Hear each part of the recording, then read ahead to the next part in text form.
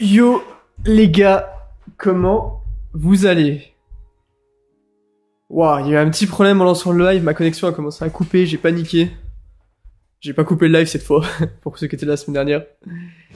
Tokenomics de TAO, intéressant, et en fait, bon, la tokenomics c'est la même que Bitcoin globalement. 21 millions de TAO, actuellement on a 5 millions. Ce que j'aime bien, sincèrement, en fait le site, je le trouve propre, dans l'idée où la tokenomics est simple. Enfin, elle est pas simple, mais elle est carrée. Tu vois, c'est comme ça, 21 millions de Bitcoin, et tu vas sur leur site, tokenomics, la tokenomics se résume à ça. Et il y a des gens qui pourraient dire, ok, ouais, bon, il y a juste 4 lignes de tokenomics, et il y a cette équation. Super. Mais en fait, bah, c'est comme ça que ça marche. Et pour être honnête, les tokenomics les plus simples sont parfois les plus efficaces, dans le sens où tout le monde comprend comment ça marche. Tu vois, de dire c'est la même que Bitcoin, tout le monde comprend comment ça marche. Et le fait de mettre 4 lignes, ça veut dire que on va pas faire comme ce qui se passe avec tout le white paper qui est extrêmement compliqué. On met juste 4 lignes, on explique, ok, c'est comme Bitcoin, c'est un fair launch, ça veut dire qu'il n'y a pas de tokens qui ont été préminés pour les investisseurs privés en 2021. Il y en a 21 millions au max, halving cycle, tous les 10,5 millions de blocs, donc ça c'est différent. Tous les 12 secondes, un TAO est émis dans le réseau. Il y aura 64 halving, le premier en 2025. Follow this link to view the current supply and block number. Et du coup, on arrive ici et on donne les informations. Et ça vient à un débat que j'ai qui est très intéressant. C'est que on regarde un petit peu les tokens qui font le plus de bruit. Globalement, c'est les tokens qui ont fait des fair launch. Et du coup, on peut se demander, est-ce que c'est pas finalement la façon la plus simple de lancer un projet et la façon la plus saine? Pour ceux qui se demandent rapidement, un fair launch, imaginons que je suis une entreprise et je veux lancer un token, ok? Je veux lever des fonds, je veux lever 20 millions. Je vais aller voir des investisseurs et je vais leur dire, yo les gars, je veux lever 20 millions, je vous propose vos 20 millions de dollars en échange de, je dis n'importe quoi, 100 millions de tokens, d'accord? Ils me donnent 20 millions, je leur donne 100 millions de tokens à un prix qui sera plus faible que le prix de la vente publique, comme ça, eux vont faire un retour sur investissement et moi j'ai du cash. Le truc c'est que je veux lancer mon projet, mais je dois leur donner des tokens. Donc comment est-ce que je vais faire? Je vais préminer des tokens, c'est-à-dire que je vais créer des jetons qui ne sont pas des jetons qui seront disponibles sur le marché public, que je vais attribuer à ces investisseurs publics. Et quand je lancerai mon projet, là je vais miner des jetons, mais il y aura eu un pré-mint, un pré-minage de jetons pour financer ces investisseurs. Et l'idée du fair launch, c'est d'arriver et de dire, ok, il n'y a pas de pré-mine, il n'y a pas de pré-minage, rien.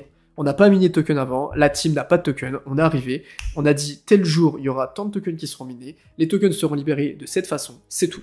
Et c'est exactement ce qui se passe avec TAO. Ils ont dit, ok, la supply max c'est 21 millions. On a lancé notre fair launch en 2021, et maintenant c'est suivant cet algorithme, enfin cette équation, que la libération se fait. Il n'y a pas d'histoire de, oui, on a un vesting schedule pour la team, etc. Et c'est exactement ce qui s'est passé avec Kaspa aussi, qui est fait via un fair launch, et quand on regarde les projets qui ont fait des fair launch sont les projets dont on parle le plus et sont les projets qui ont fait les meilleurs perfs. Regardez la perf de Kaspa, c'est débile.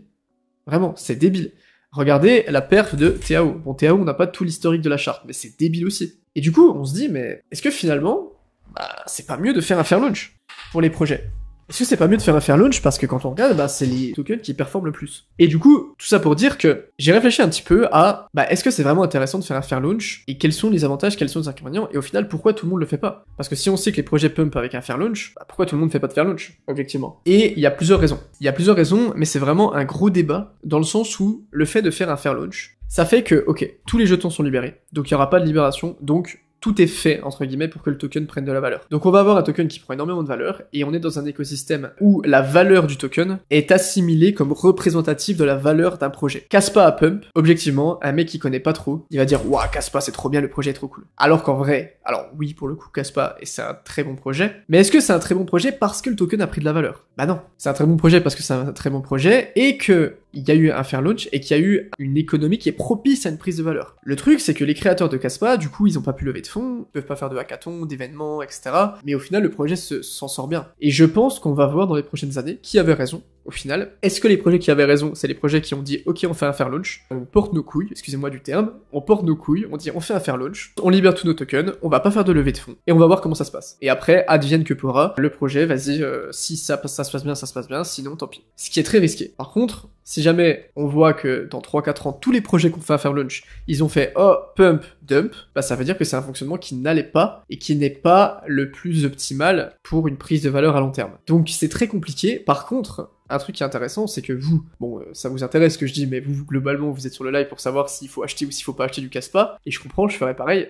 Dans une optique d'investissement, en tant qu'investisseur, je pense que c'est une très bonne stratégie d'essayer de repérer les fair launch, donc comme TAO et comme Kaspa, qui sont les fair launch les plus qualitatifs possibles. Il y en a à peu près 1 à 2 tous les ans. Il y a eu Kaspa il y a quelques temps, il y a TAO cette année, et il y en a 2-3 aussi. Et c'est intéressant aussi d'avoir ce type de réflexion dans une thèse d'investissement, parce qu'on sait que quand on investit dans un projet en fair launch, oui, il y aura l'inflation.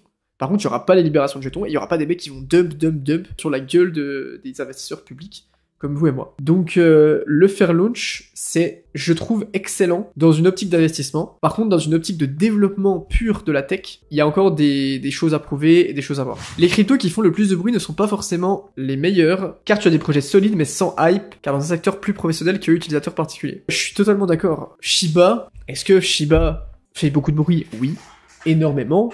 Est-ce que Shiba a un vrai use case et restera pour l'utilité du projet dans le futur? Non. Est-ce que Cardano, par exemple, a une grosse hype? Absolument pas. Personne ne parle de Cardano. Pourquoi Cardano reste top 8, du coup? Bah, parce qu'il se passe des trucs un peu sous le tapis que nous, on ne voit pas. Donc, c'est ça qui est trop intéressant. Je sais pas ce que vous en pensez, et c'est pour ça que j'adore la tokenomics. C'est que, du coup, il y a plein de mécanismes sous-jacents à réfléchir, tu vois. Le projet marche, ok, mais ça veut pas dire que le token va prendre. Le token marche, ok, mais ça veut pas dire que le projet est bon. Qu'est-ce qui fait que c'est relié? Qu'est-ce qui fait que le token va prendre de la valeur? Qu'est-ce qui fait que le projet va être fonctionnel? Qu'est-ce qui fait que ça va retransmettre ça au token? C'est vraiment trop intéressant, je trouve. Un truc qui est intéressant, du coup, pendant qu'on peut parler de ça. En bull run, vous allez avoir des projets dans lesquels vous investissez qui vont faire potentiellement x50. Mais vous allez vendre à x3. Et ne soyez jamais déçus et ne vous sentez pas mal intrinsèquement, parce que croyez-moi, ça peut arriver, et je pense que ça arrive à tout le monde, quand vous voyez la charte d'un projet qui a fait x10 derrière votre vente, d'accord? Dites-vous qu'en bull run, l'objectif, c'est d'avoir le plus gros profit sur une période donnée, sur la période de bull run, et pas sur un projet. Et imaginez que du coup, si on fait un peu un calcul d'espérance mathématique, si votre objectif c'est de prendre un bag et de tout le temps vendre au top, tout le temps, donc dans tous vos investissements, parce que du coup, si jamais vous voyez un projet qui a fait x10 après que vous ayez vendu, c'est ce que vous vous dites, merde, j'aurais dû vendre au top. Et si votre stratégie c'est de vendre tout le temps au top, je pense que d'un point de vue de calcul d'espérance, donc si on fait ça un très grand nombre de fois, c'est beaucoup moins rentable que prendre des profits sur certains paliers, à x2, à x3, etc. Restez rationnel là-dessus. Pour ceux pour qui c'est le premier bull run, vraiment essayez de prendre ça en compte et ne regrettez pas d'avoir vendu. J'ai très rarement regretté d'avoir vendu des profits. Et un truc que vous pouvez faire aussi, qui psychologiquement, en fait, significativement, ça change pas grand-chose, mais psychologiquement, ça change tout. C'est que si jamais vous voulez vendre, vous dites, putain, je sais pas si je vends, ok, bon, vas-y, je vends. Bon, normalement, vous avez des targets, mais voilà. Vous dites, ok, je vends. Gardez un petit bag. Imaginez que vous voulez vendre 500 €. Gardez un bag de 50 €, 100 € sur le projet, un moon bag, voilà, que vous laissez comme ça. Et je pense que du coup, si psychologiquement, ça vous fait vraiment mal de voir un projet exploser, alors que vous l'avez vendu, comme c'était le cas pour moi à Kaspa, à x5, x7, ou moins ou plus, hein, et que vous voyez que le truc a explosé derrière, gardez un petit bag derrière, et du coup vous aurez votre petit bag cap up, et vous vous direz, ok, bah j'ai respecté mes targets, j'ai vendu, et j'ai quand même pris du profit, j'ai profité du x10. Et honnêtement, c'est un truc qui psychologiquement peut vous sauver un bull run. Pas vous sauver un bull run, mais croyez-moi, pour ceux pour qui c'est le premier bull run, c'est compliqué à gérer mentalement un bull run. C'est très compliqué. C'est plus compliqué à gérer mentalement un bull run qu'un bear market. Ceux qui l'ont jamais connu, là, ils sont en train de se dire, mais il dit de la merde, moi je vais faire des profits, comment ça, en bear market, je vois juste mon bag qui fait comme ça,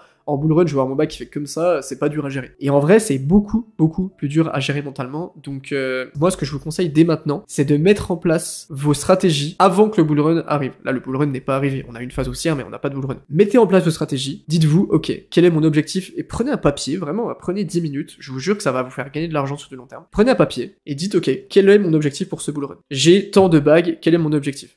Comment est-ce que je veux me comporter? Est-ce que je veux être un dégène? Et là, du coup, mon objectif, c'est de faire x1000. Et du coup, bah, je vais prendre beaucoup plus de risques et je vais être en accord avec ça. Ça veut dire que si je perds beaucoup d'argent, par contre, je serai d'accord avec le fait d'avoir perdu beaucoup d'argent. Ou est-ce que moi, mon objectif, c'est de faire x10, x5? Ok, si vous notez que vous avez fait x10, si vous notez que vous avez fait x5, il va falloir que ce que vous avez noté, cette prise de décision, vos agissements soient en accord avec cette décision. Parce que du coup, c'est là que vous pétez un plomb, et que si vous avez dit, ok, en bull run, je vais faire x5, et vous voyez vos bacs qui explosent et tout, vous dites, oh wow, qu'est-ce que je fais? Ok, je m'étais dit que je voulais faire x5. Ok, bah c'est peut-être le moment de vendre. Ok, je vais peut-être laisser un moon bag parce que j'ai du mal avec les projets qui explosent avant. Et gardez vraiment ça en tête. Prenez 10 minutes, sincèrement, pour faire un petit plan pour votre bull run. Vraiment un plan, psychologiquement, vous allez vous sentir beaucoup mieux. Quel est mon objectif? Ok, sur quel projet est-ce que je veux investir? Est-ce que je veux investir sur des très low cap et du coup avoir un risk-reward qui est beaucoup plus élevé en prenant beaucoup plus de risques? Mais si j'investis dans 10 projets, il y en a 9 qui flop, il y en a un qui explose, là je suis rentable, ou est-ce que je vais investir dans des moyennes caps, des big caps, et faire un profit tout à fait tranquille. C'est vraiment des réflexions que vous devez avoir.